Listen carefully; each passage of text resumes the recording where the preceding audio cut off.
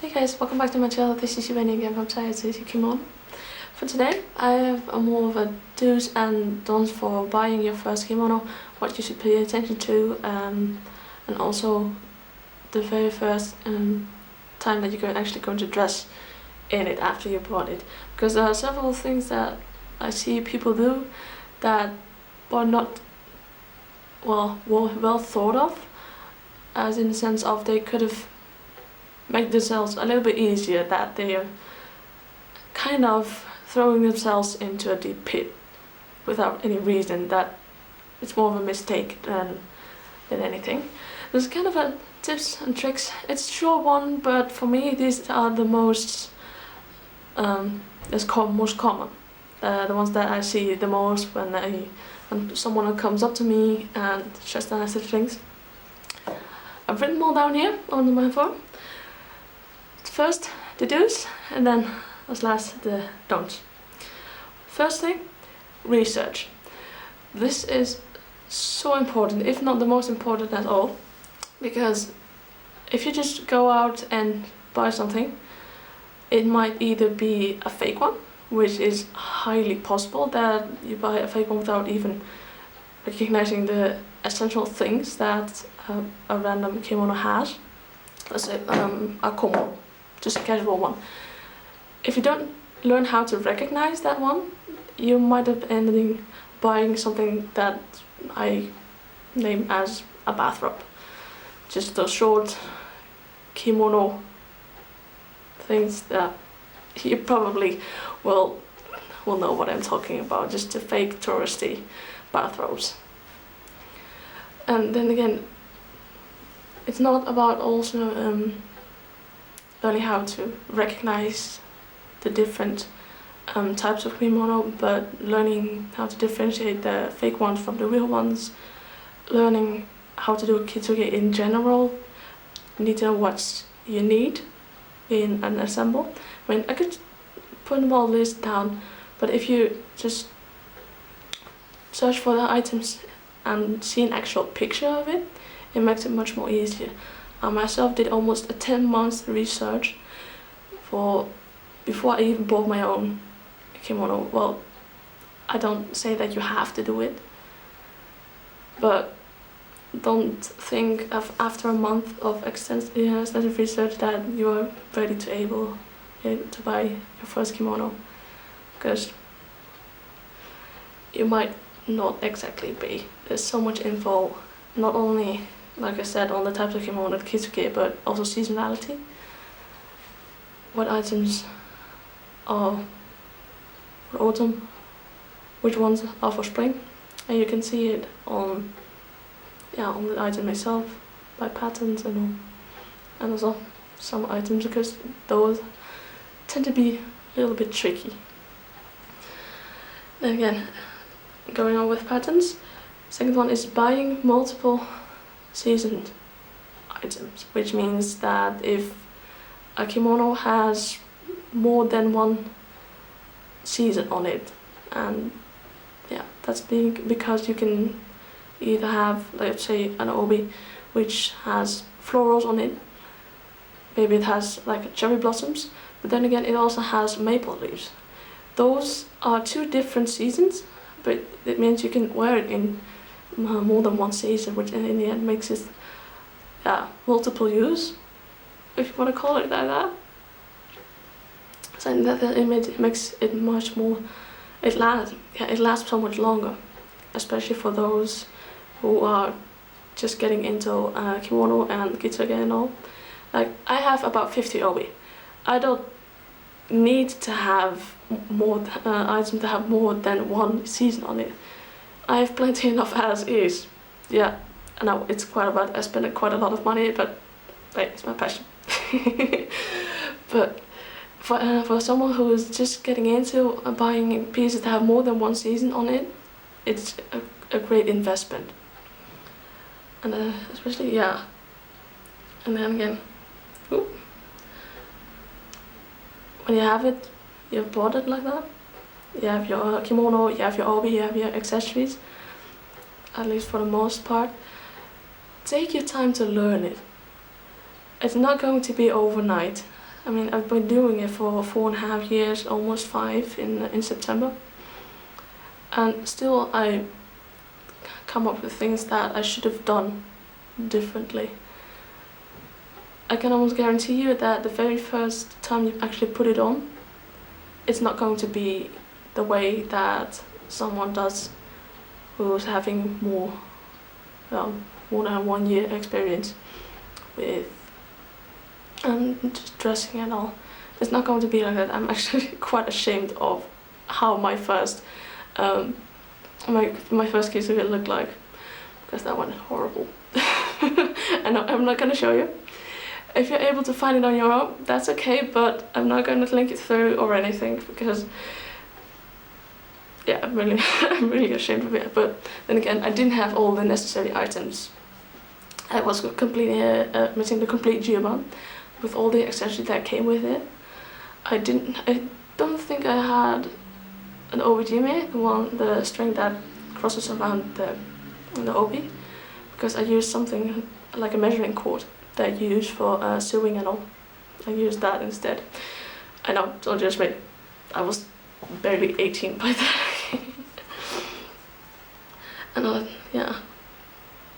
And in that sense, when you're actually trying it on for the first time, or the first few times, I say, practice in a full-length mirror that you can actually see what you're doing. If you're just using it on a mirror that has only this part, like your head and all, you're not going to see everything. So if you have a full-length mirror, even if that means you have to run out in your sister's bedroom, it's gotta be a bit. Using a full-length mirror is just really most practical, the most handy to use. And again, what I said earlier, learn how to combine different seasonality patterns. That way you can make your entire collection last a bit longer. You can use, well, I should say, at least half of what I own. I could probably make that last for multiple seasons. Combining it in just a little different way. I can use it either for springtime or autumn. I barely have any winter items anyway. But then, yeah, if you make it, if you learn how to recognize the patterns and the seasonality, when to use it, how to use it, you can make the items that you have last quite a bit longer. And these are, for now, the do's. If I come up with more, I will write them down below. But these are for now. And then next up, the don'ts, which I personally don't like to talk about much, but there are some things that you do need to know.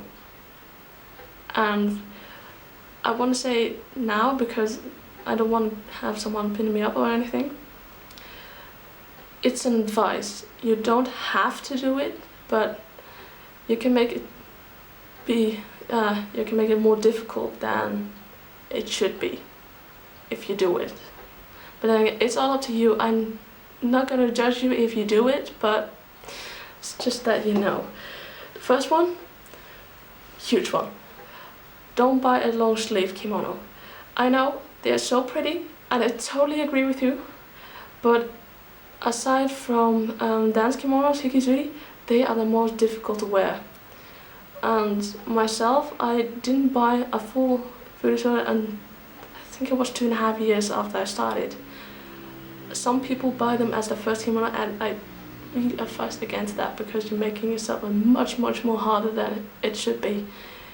If you buy like a common, a casual one, or even a yukata, which are so much easier, it's better to buy those and work yourself up instead of buying a very pretty piece, but after a year you still struggle with it to wear it properly. Again, I'm not gonna judge you if you buy one as a first, but be prepared because it's going to be hard. If you see a magazine or anything, it's not going to look like that. I can guarantee you almost. And I'm not saying to pull you down or anything, it's because personal experience. I've seen people struggling even after a year, and as the one getting into kimono, it's not what you want. Again, some people do buy them, but they hang them on the wall. That's fine. Why not? They're incredibly pretty. I love my rainbow one, and if I get the chance to wear it outside, I promise you I'll do it. But as a first,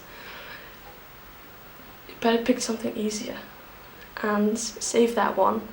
If you already have it, save that one for later when you actually do, when you're ready.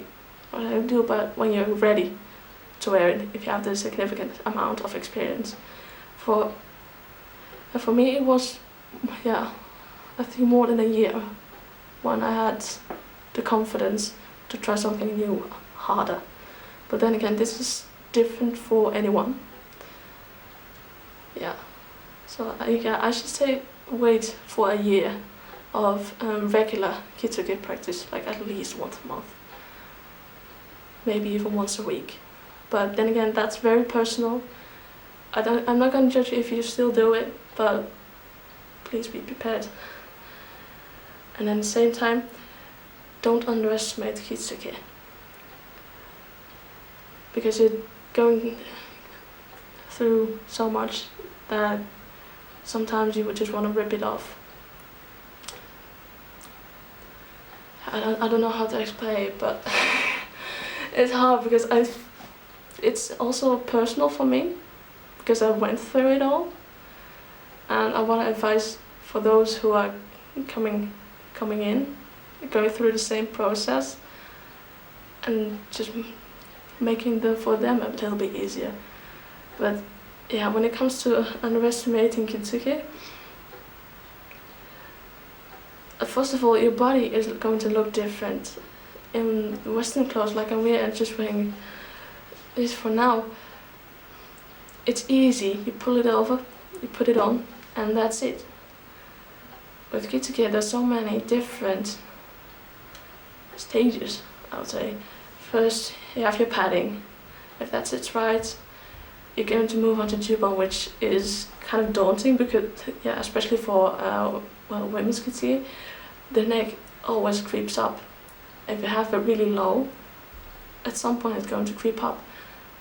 And of course you have your easy collars that have a long strip called imonuki.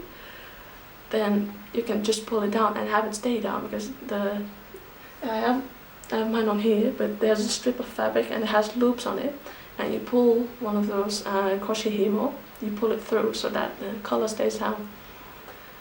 Those are easy, but if you don't know how to do it, it's going to be quite daunting. And the kimono, the owashori for example, is something that many people struggle with. It's not easy.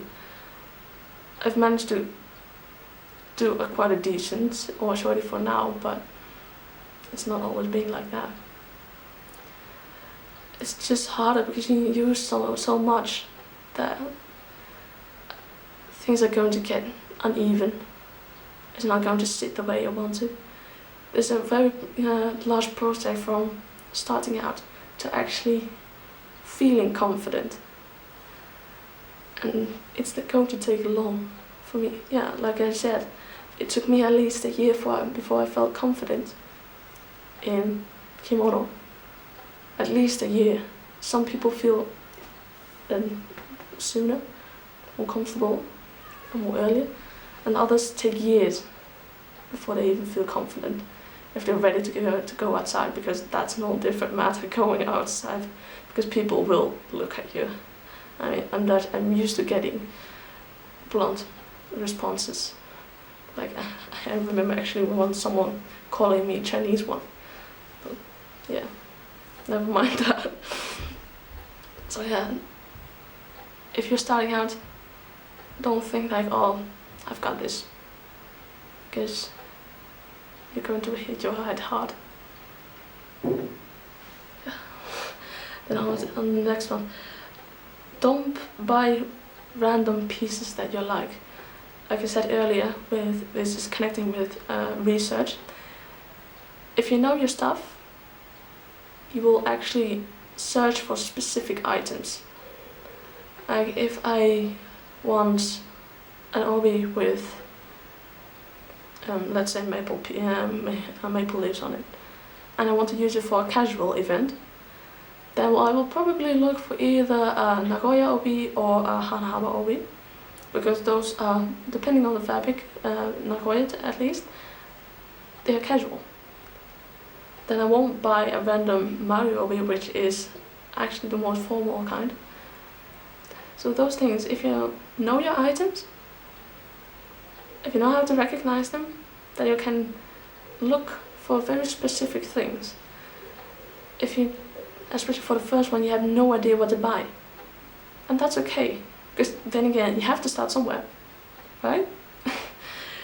if you know your stuff, you can buy the things that you actually want, the things that you like, and the things that you will wear. In the same way, don't overspend on your items. You don't need to buy a $200 obi unless it's really pretty. But again, that's a personal thing. I have obi that I bought for $1, and I'm not kidding. This is actually true. My average spending amount per item, excluding shipping of course, is about $20 US dollars, that is. It's about €15. That's how much I spend on my items. Then again, we have a big, actually strict customs here. The limit for before you get charged for anything is quite low. It's about $25, I think. So I have to keep my lights out. But other than that, it's clothing after all. Yes, it's very special, I know, but it's just clothing. If you want to buy $1,000, let's say a furisode long sleeve one, go ahead. I won't judge you, but you don't have to. And especially for the very first kimono that you buy, you don't have to spend so much. You really don't. You can always sell them if you don't like them afterward. Then yeah. Again, if you want to, go ahead. I won't judge you, but you don't have to.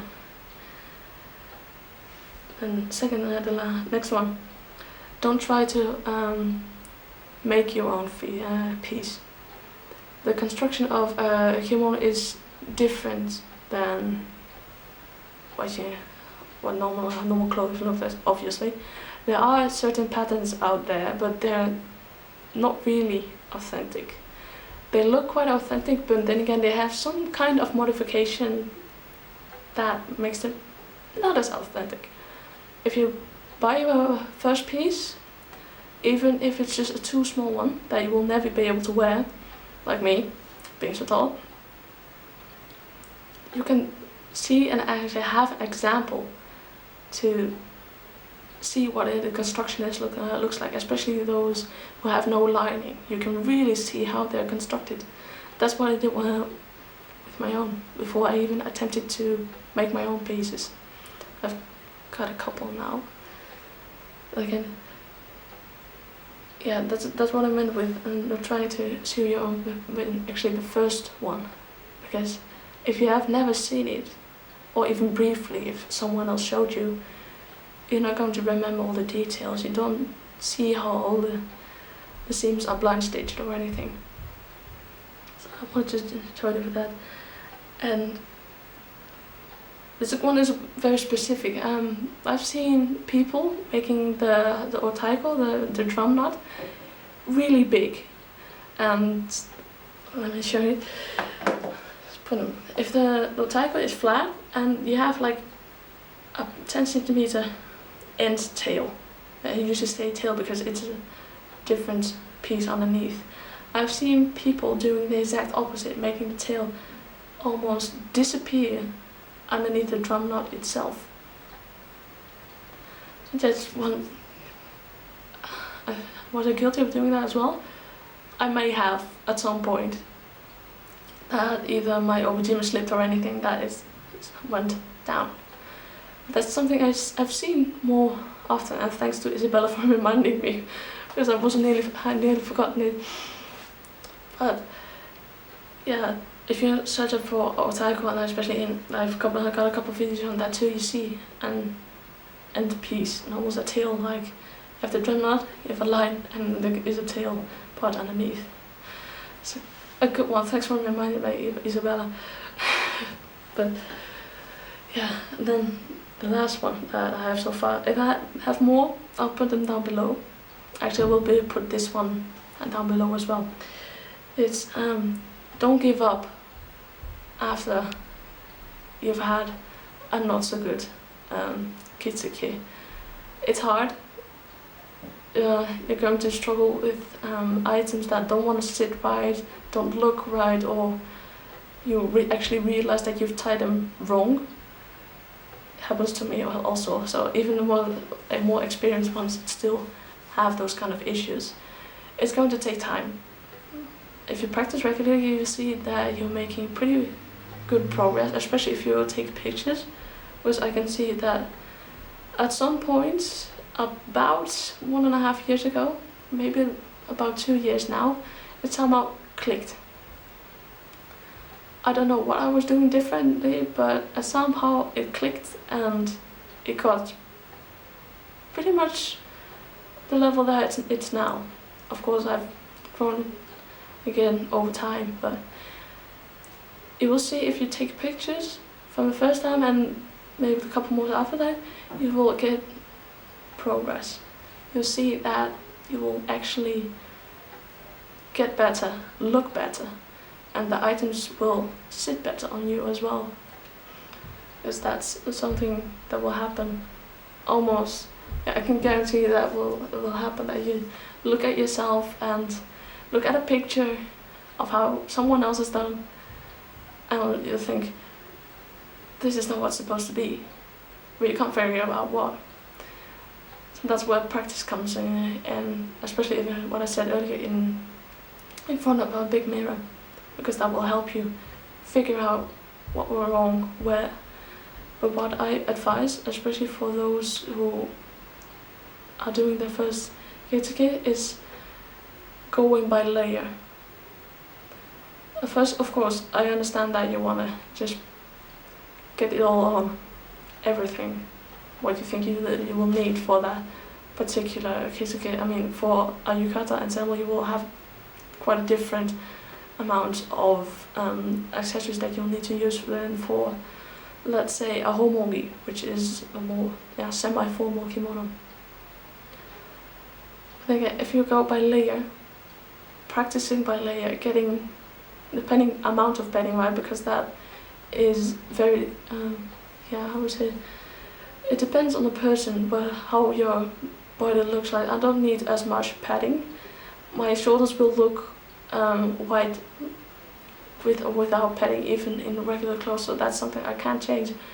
But the padding is about getting the line straight.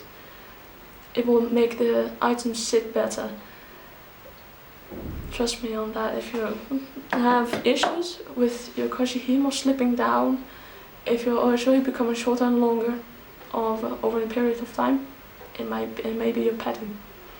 And I'm also I think it is if you have a larger bust or small bust, your colors may, especially G-ball, may move, and it may also come because of the padding that you use, or either a bra that you use. It's something that you will think about when you have more experience, but